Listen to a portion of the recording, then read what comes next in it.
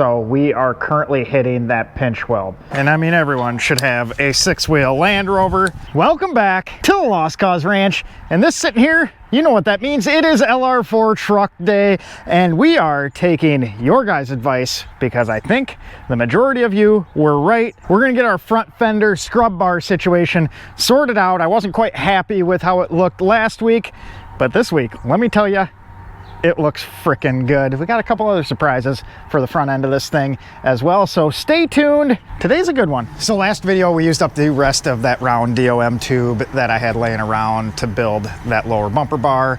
And being we're gonna kind of tweak the fender and maybe continue on the bumper, we need to go grab more. They're 20-foot sticks, and we could hook up the Range Rover and throw it on the trailer, or I think I got a better idea. Now tell me how freaking awesome that is. Way better than hooking up the trailer, but that is a full 24-foot stick of DOM tube. I mean, we got a little overhang on the back, but we got green, red flag. And this is exactly why everyone, and I mean everyone, should have a 6-wheel Land Rover, and pretty much the real reason why I wanted to pick this one up.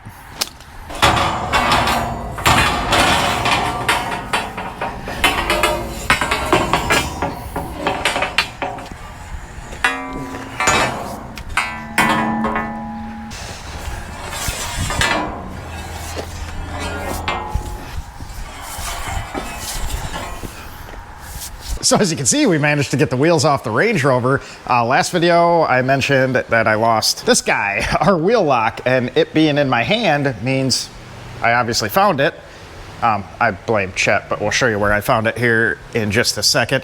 But we got our pads swapped out. Just wanted to handle that quick before we shuffle everything around and pull the LR4 in. And just like every time we have the wheels off, I like to go around and check these spacers out, give them a visual, and just kind of retorque them, make sure nothing's moving. I find as long as you're on top of stuff like this, they don't tend to be an issue, and we don't have anything flying off. So we're gonna get the wheels back on and this thing out of here. It's really nice to find my wheel lock. I'm gonna make sure I put it back where it belongs. And I mean, I guess I really can't blame Chet, but no, we have Chet's seat cover on the back because you can see he is hairy like a dog is. And it was sitting right there with this over top. See, I told you I hid it from myself, but no, I had his little seat cover off, had this on the back seat with some other things that were related, and put the seat cover back on, and obviously it rolled off to the edge. But what I am gonna do is place it in its little spot down there, close that up, and never lose that again. So to catch you up if you didn't see last week's video, we are making some scrub bars or fender bars for the LR4 truck. Just something a little more protective than the plastic flare and the sheet metal fender. But when we made them, after all that rolling, I didn't quite like the look of it. I just don't think it fits the style of the LR4 on how it dives in at the bumper. I didn't realize how much this actually dives in on shape. So we are going to rework them a little bit this week. I marked off where we need to cut them, and thankfully we made them bolt on.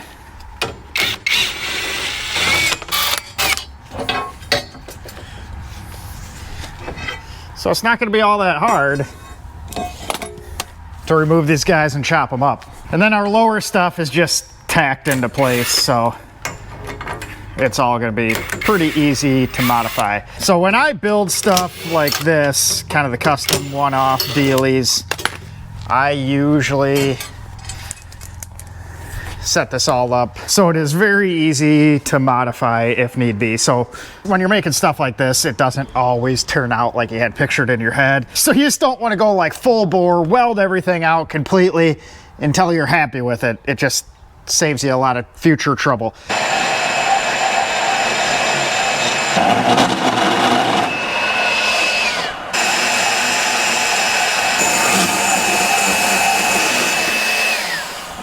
And with that changing and not coming in, this angle where it mounts to the lower bumper bar is going to change as well. So we need to zip that off.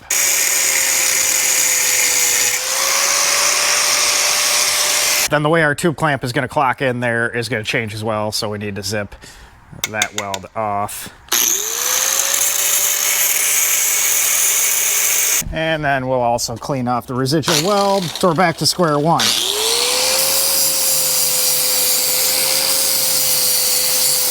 And of course, the heat is just killing me lately. The battery died in the microphone as I was explaining this out. But here it is after the front end of the tube is chopped off. And this is actually gonna end up being easier than I suspected. I was kind of hoping it'd work out like this, with us just being able to kind of roll this tube after we cut it. But we went ahead and made new spacers or standoffs from the lower part because us chopping it changed the angle and height needed to make this all work. So we're just gonna set that in the back to get this thing mocked up. And then we can take this, set that upper bar into place, and then not quite rotate the tube 90 degrees. I'd say probably closer to 60 or 70. And that gives us a little downward travel to continue the arc while bending in towards the bumper and letting us swing that entire tube out and make it a little more even with the fender. It's actually gonna work out pretty slick without having to re-engineer the whole thing or even get the tube bender back out. And then I like the consistency because we're gonna just kind of have the same roll throughout. It's just gonna be twisted, if that makes sense. So there, just roll it in like that. We'll throw a tube splice into it, get it all tacked into place, and then we can kind of tack it and hope this is our final rendition. So we're just gonna go ahead and tack it in and go from there.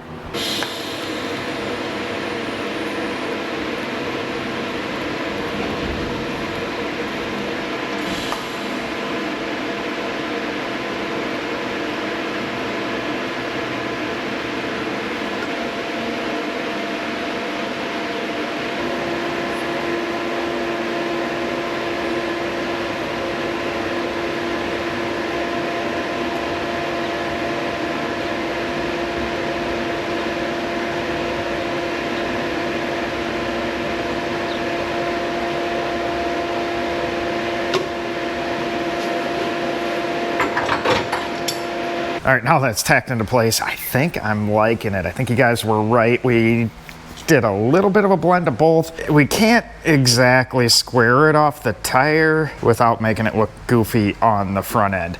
Up until this point, I never realized how much the front end of an LR3, LR4 dove in when it gets to the headlight area. So we went with keeping it even on the fender instead and went with a little bit of a swoop down in towards the bumper. And I think that's the ticket. You guys will have to let me know what you think of this rendition, but it lets us keep a fair amount of the tire up front. So say we have some obstacle to climb, we're not gonna bash the bumper. We can put a tire on it and kind of work its way over top. And on the rear, it's hard to get an angle because the camera can't be right up against the door, but we're getting a fair amount of coverage of the tire with that, so that way if we're busting down some gravel roads at speed, it's not going to spit a bunch of rocks into the glass or on the side of the tire or behind whoever's back there. I think that combo ends up framing the front end pretty well on this. Now we're going to take some masking tape and kind of fill our gap here to give us a little better visual on what it's going to look like with some sheet metal in there, because it is going to kind of change the look.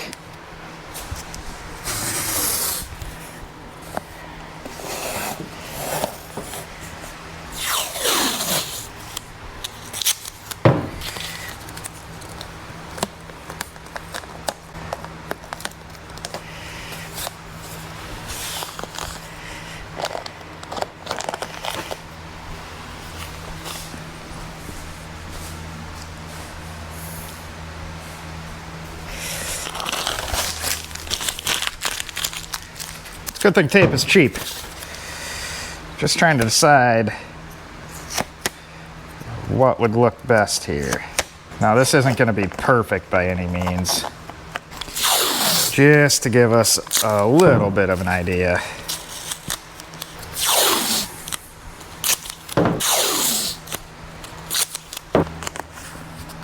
That gives us a little more substantial view on how it will all work. Hopefully that makes a little more sense. I mean, this obviously isn't as nice as it's gonna look once it's sheet metal. I'm thinking straight across, top of tube into fender, not the little dip that the tape has. I'm kind of undecided whether or not we end the flare part of it at the bumper and just let a air gap through there, trim everything up. If that would look nice, or if we're better off tying it into the bumper. I just don't know the best way to do that and make it look clean. We could put some like welting on the inside of that, let it rub up against the bumper to close the gap. That may work, might be the ticket. And it gives us nice coverage on the back, and I have it set up to be about 25-30 millimeters inside of the tire, just in case we decide to pull the wheel spacer off at some point in time. So this has, I think they're 30 millimeter spacers on it. These are factory new Defender Steelies. Just leaving options open. I don't want it to be overly wide and committed to a low offset setup, because this may get some sort of alloy wheel on it in the future that ends up somewhere in between this and no spacer, probably about halfway, which I think would look good. Really starting to like how that looks. And that bend is actually less dramatic looking once we put a little filler in there. Now we're gonna work with our little A-bar. So I don't want a full-on front bumper grill protection deal on this, at least just yet. So we're gonna kind of go low. I want to protect our plastic bumper, but I just don't want to go and have a big one up front. If I bust a headlight, that's my own fault. So I'm thinking something along the lower grill line. I want to frame out the winch, and like I said last time, we're going to integrate the winch plate into a bash plate, skid plate underneath. We'll likely have some tube that runs to the factory frame rail off this lower bar, along with the skid plate in between, and we'll make a new winch plate that ties all of that together. So what we're going to mock up now is something that goes up over and kind of frames that whole section in. And once we get that in place, we can kind of see if there's anything else we're gonna do. So we're gonna bend our tube up, and we have center marked out and where we need to put our clamp block, because just like everything else we bend, if possible, we bend from center out and then flip center out. Just easier to get a nice consistent and symmetrical bend. So we'll slide it in here. This may take 2 of these. I'm not exactly sure how I want it to end up. So we're just gonna risk ruining one just to get a visual on it. Once again, we'll just bend this on the ground, being we only have 2 bends to make. No sense in up the cart. And we're shooting for about 40 degrees, and I'll show you why. So we'll probably blow this to like 42 or 43 and see how that is. And I'm a freaking idiot. You guys notice what I did wrong? Stuck the tube in the wrong direction. Should have went in the other way. The bend should be right about here, not there. So I guess instead of a chance of ruining 2 tubes, there's gonna be a chance of ruining 3. I mean, we'll be able to use that in some sort of fashion, cut the bend out and use it when we need shorter sections for something else, but still sucks. All right, that looks a little bit better. So it's still super humid. The car wash isn't air conditioned.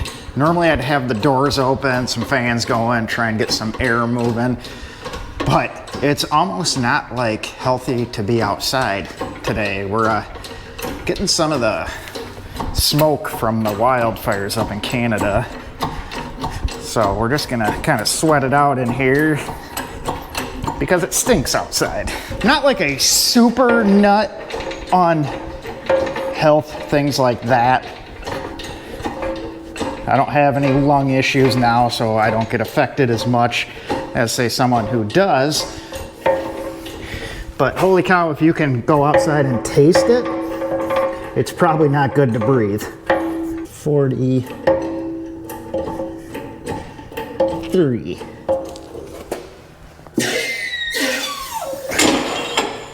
That bend placement looks a little better.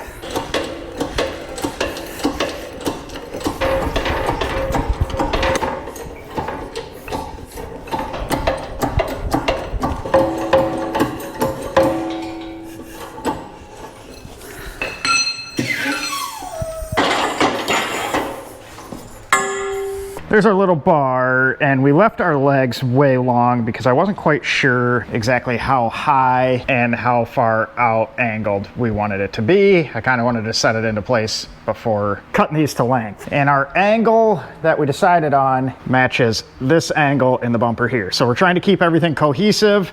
It's gonna run like this. We're gonna have to trim a little bit of the bumper for it to clear to grab the tube, but we're gonna leave that section there just so we don't deviate too far from the look. Like I've said many times, I really do like the way the LR4 D4 looks, so we're gonna try and keep some resemblance of that.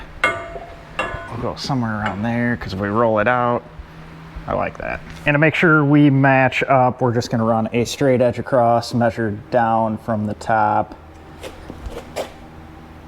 on both sides, and then we can just run a line right across. That'll give us at what angle we're gonna have to cope this and keep it level and equidistant from our lower bar.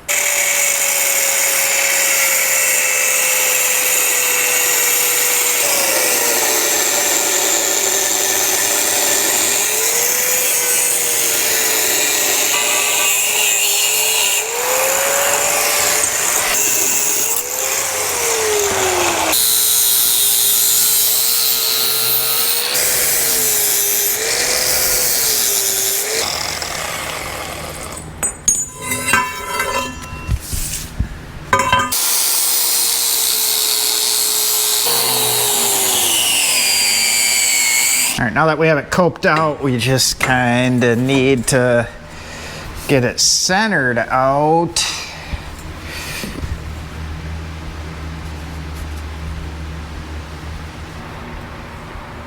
Mark out where we need to trim on the bumper.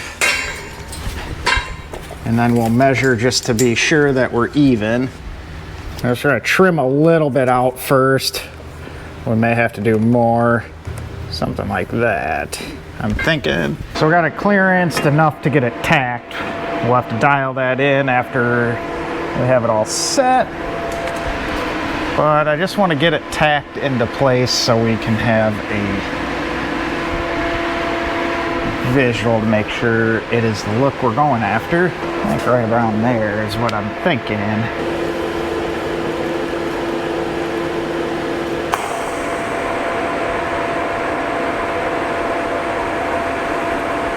So it's all tacked into place, and I think I like it. We'll have to get it outside, step back, and take a better look at it, but that angle,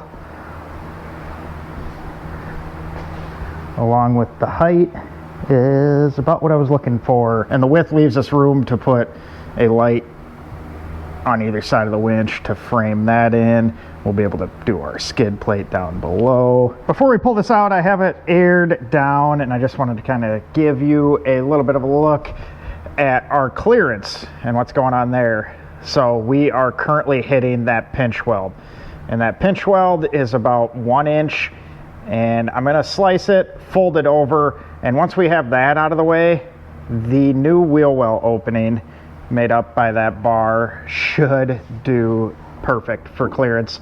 We'll trim the end of that bumper, cap it, and we'll cut our rock slider. But I think that is a good project for next week. We'll get all the clearance of the fender and make that work, because that is the whole point of this project. But that will be on next week's video, and we will be clearing 35s fully with just a 2.5 inch lift and quite a low offset 35-inch tire.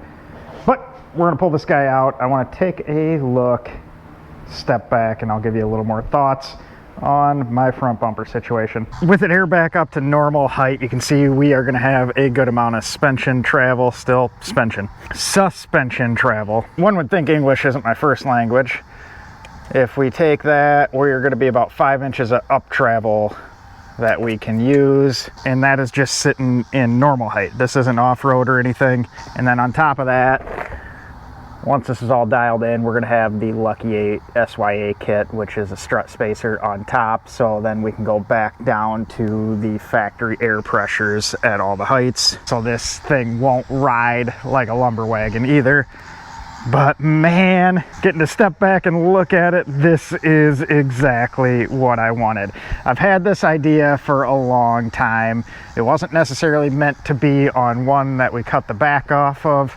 I figured this would be a cool look on a factory-ish LR4. Now, my original thoughts were to take a bar right at the nose here above the fog light and run from our A bar across over and tie our scrub bars in. I think I'm going to do that, but I think I'm going to step it down to either 1.25" or 1" tube.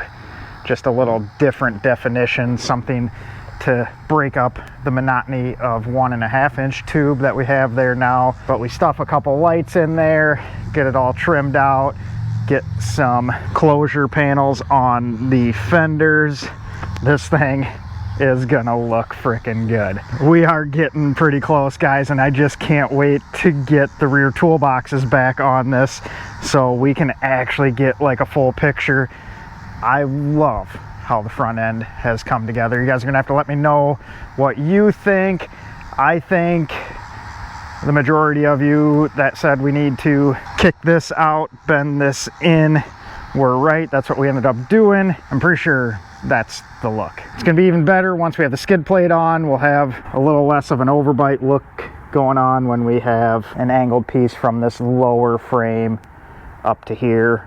We'll probably integrate a couple tow hooks in just so we don't always have to reach down to the factory one. But what a freaking difference that makes without completely destroying the front end look of an LR4.